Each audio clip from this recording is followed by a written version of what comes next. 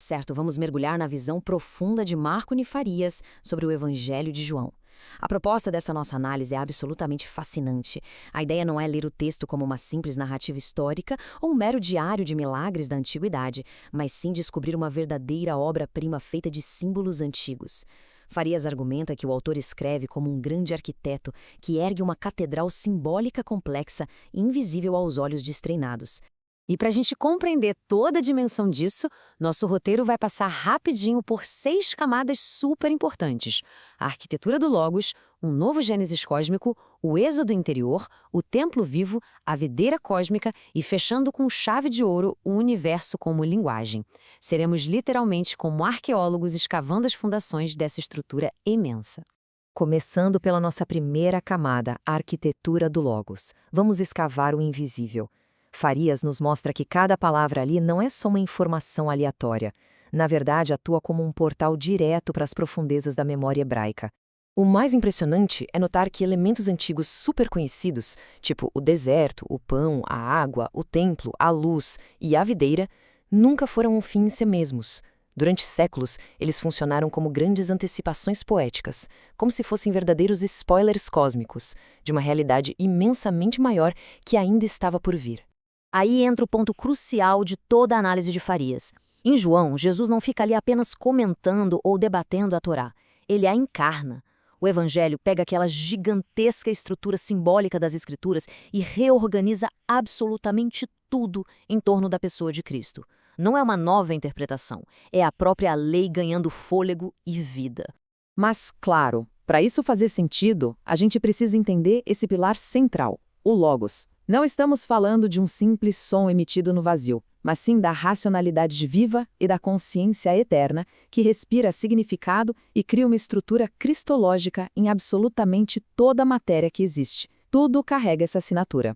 E é exatamente isso que nos guia com naturalidade para o nosso segundo passo, um novo Gênesis cósmico, focado na racionalidade viva da criação. A visão aqui é nada menos que revolucionária.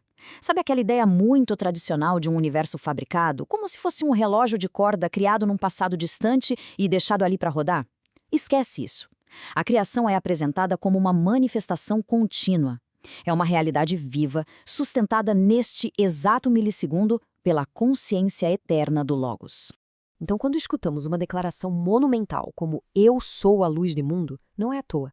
Aquela mesma luz primordial lá do início de Gênesis alcança sua plenitude absoluta. A matéria está longe de ser só uma substância fria e neutra. Ela é totalmente moldada por essa presença. O que com certeza levanta uma questão fascinante, né? Se a jornada de encontro com o Logos é agora completamente interior, como é que fica todo aquele peso geográfico de um evento físico colossal como a travessia do Êxodo? Como é que muito suor e areia viram algo metafísico? A resposta está logo no nosso terceiro ponto, o êxodo interior. A gente descobre que o verdadeiro deserto que a humanidade precisa atravessar já não é mais feito de dunas e sol escaldante, mas é um estado da própria consciência humana. A sobrevivência histórica é então elevada a uma dimensão espiritual gigantesca. Pensem bem, enquanto Moisés abriu o mar literal e ofereceu um maná físico que estragava de um dia para o outro, Cristo atravessa o abismo da morte, oferece a si mesmo e se torna a fonte que não acaba nunca. O foco muda radicalmente do alívio físico imediato para uma salvação existencial. É uma virada de chave narrativa perfeita. Aquele faraó das antigas passa a representar o ego que vive aprisionado pelo medo. E o Mar Vermelho vira a grande fronteira entre o velho ser humano e a nova criação. Basta lembrar daquele encontro icônico no poço com a mulher samaritana. A água física jamais saciaria aquela sede profunda por transcendência e sentido, não é mesmo? E essa frase incrível, "Eu sou o pão da vida", entra deslocando de vez o símbolo da nutrição. O alimento deixa de ser aquilo que enchia a barriga de quem está exausto no deserto e passa a ser o sustento da própria essência humana. Farias chama isso de saciar uma verdadeira fome metafísica. Mas peraí, conforme essa jornada vai virando para o interior, a gente esbarra em outra dúvida cruel. Sem um pedaço de terra sagrada e sem as paredes de um santuário fixo, onde exatamente o divino passa a habitar? Qual é o destino real da adoração? Essa é a ruptura que nos leva ao nosso quarto pilar arquitetônico, o templo vivo, inaugurando uma espiritualidade que é totalmente pós-geográfica. A arquitetura de pedra de antigamente exigia coordenadas exatas num mapa, mas a arquitetura viva transforma o espaço sagrado em algo inteiramente pessoal e orgânico. O corpo do Logos encarnado se torna o novo templo, o que significa que o corpo humano vira liturgia e a nossa própria existência passa a ser o altar. Aprofundando as raízes dessa estrutura fantástica, a gente chega à nossa quinta etapa, a videira cósmica e a sua comunhão orgânica. Quando escutamos "eu sou a videira verdadeira", é vital entender que isso não é só uma metáfora poética e bonita.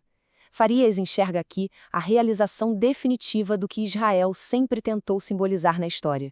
É um fato ontológico. É uma alteração completa e irreversível na própria natureza de como as coisas existem. A mudança de paradigma é colossal. Uma comunidade que antes dependia de fronteiras rígidas, leis, etnia e linhagem sanguínea é redefinida por uma permanência puramente espiritual no Logos. O universo inteiro se interliga organicamente, recebendo uma seiva vital eterna. É dentro dessa conexão que a realidade inteira floresce de verdade. E assim chegamos ao grande clímax de toda essa complexa arquitetura, o nosso sexto ponto, universo como linguagem. Aqui acontece a plenitude final. O Gênesis acha a sua consciência, o Êxodo acha sua travessia definitiva, o templo ganha um corpo vivo e Israel encontra a sua videira eterna. Ou seja, todo aquele preparo meticuloso do Antigo Testamento faz um sentido absurdo. Os velhos símbolos não foram descartados ou apagados, eles foram completa e perfeitamente preenchidos. A grande sacada dessa análise é compreender que o Cristo do Evangelho de João não é só mais um nome numa lista de personagens históricos da humanidade. Ele é o centro gravitacional de toda interpretação possível sobre a existência.